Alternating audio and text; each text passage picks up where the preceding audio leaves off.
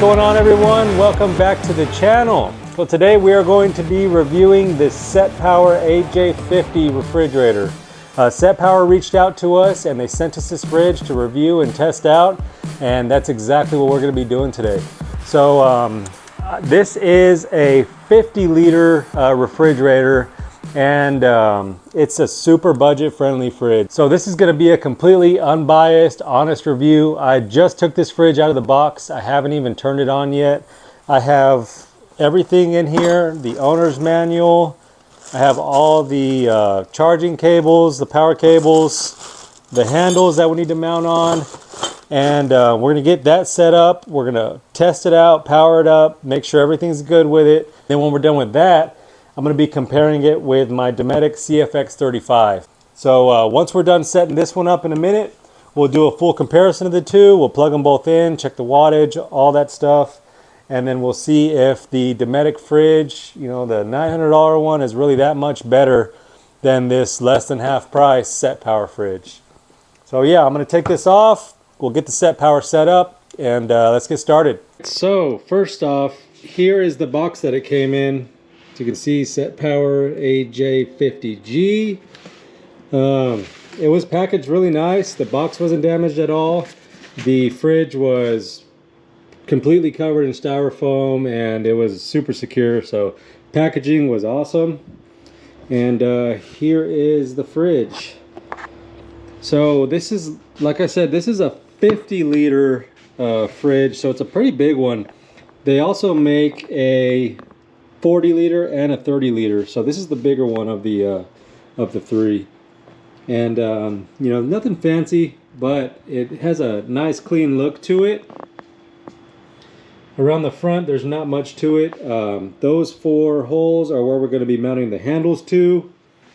And you have right here, basically it shows you where everything is on the unit, where the control is, the fan, different drive modes, where the compressor is. And then it also has a list of food types right here. I don't know if y'all can read that or not, but it's water, drinks, juice, wine, fruit, vegetables, meat, seafood, and it tells you what temperatures are recommended to keep those at. And then around the back we have the where you plug in your power cord, and then the fuse. So it's a 15 amp fuse. It's exposed, easy to get to just in case it blows. And then right here we have our control panel, on and off, eco mode, and then the plus and minus to control the temperatures. And then up top there's looks like 4 little cup holders. You can set down your beer, your drink, or whatever. And right here, this is the box it came with. It has the warranty paperwork, user manual, some random stickers, and then we have our power cord. So this is the power cord if you want to plug it into your house and run it, or use it, you know, into a 110 plug. It has a 12-volt adapter, which I'm guessing that you plug this into. Yeah.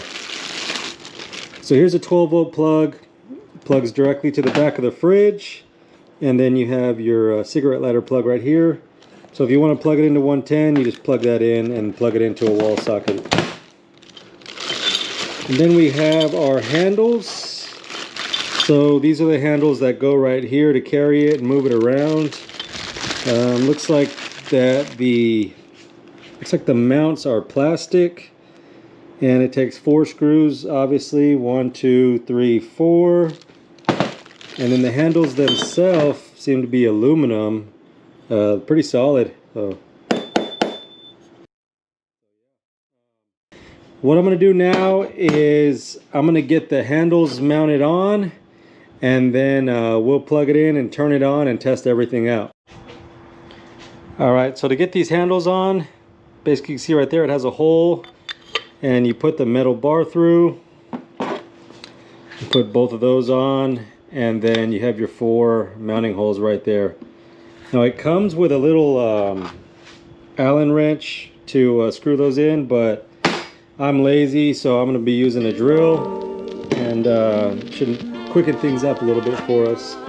So what I'm probably going to do is just put one on and then slide that bar in there, and then we'll get the other one put on the back side.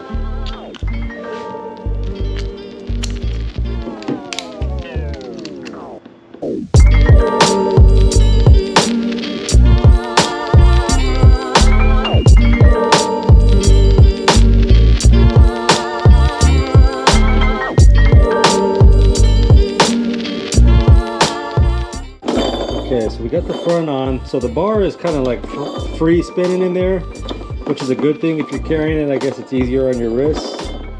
So I'm gonna get the back one put on real quick, and then we'll plug this bad boy in.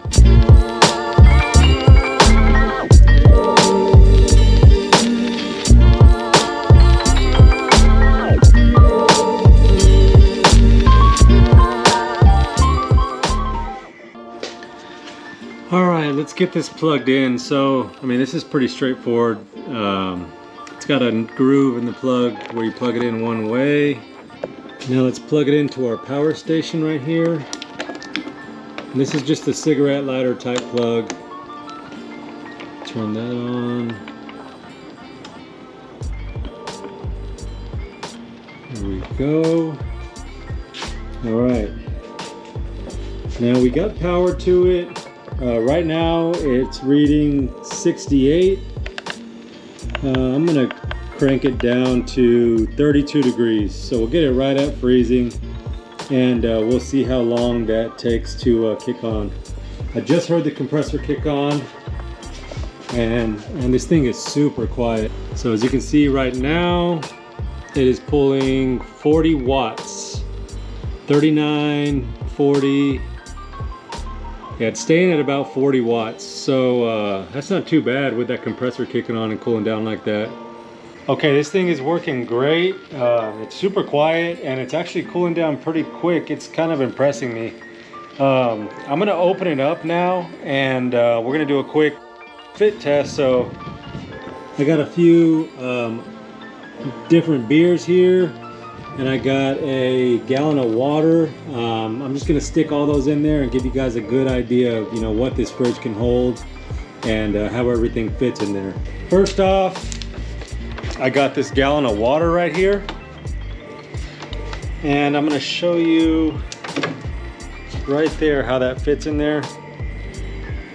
So you can see you can easily fit 2 gallons of water in there. So that gives you a pretty good idea of how much room you have there. You can fit 4 gallons of water in there and then stuff on top. So it's got a lot of space, and it's actually really deep in there. Okay, so here's a regular 12-ounce can. Let's see, looks like you can stick them too high in that front compartment. Yeah, let's make sure that closes really quick. Oh yeah, that's cool. So you can easily fit, let's see, 1, 2, 3, 4. You can fit 10 12-ounce cans in this front compartment right here. You can just stagger them and double stack them. And then as far as the bottles go, it looks like just one bottle can fit vertically, or you can stack them horizontally. You could probably fit a 6-pack of bottles in here as well.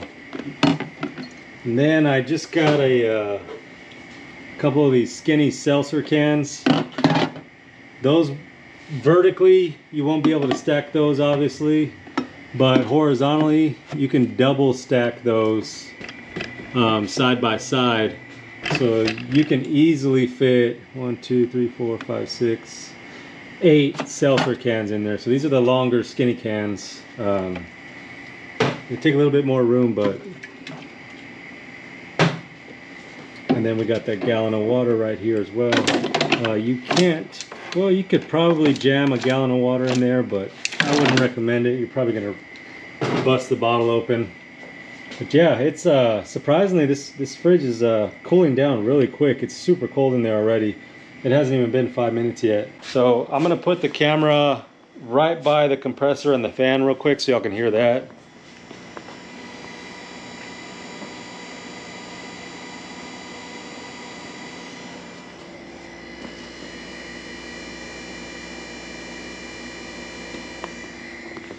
And that's with the fridge running on max cool mode. So it also has an eco mode right here. You can see that button. That'll turn on eco mode. So I guess once you get it on at the temperature that you want, hit the eco button and it'll preserve that temperature for you and use less power. And right here so far, okay, so it went up a little bit. We are pulling 65 watts at the moment. So 65 watts and it's cooling down on max power mode. All right guys, so the fridge is down to 32 degrees where we set it now. It has been about 24 minutes.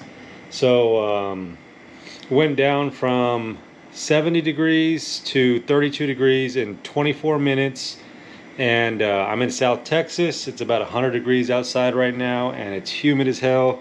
So it's not bad. I'm gonna get my Dometic now and we will go over the two fridges, compare them, and just go over the specs on them real quick. All right, so we have the Dometic plugged in now and I have it set to the same temperature as the Setpower and it is pulling 69 watts as you can tell. So the Setpower fridge actually was using less power. So the Setpower was running constantly at 60 watts on max mode. And the Dometic is running at 69, kind of fluctuating 69 to 70 right now. So that's pretty cool. It's using less power too. All right guys, so there you have it. Now let's go ahead and do a quick comparison of the two.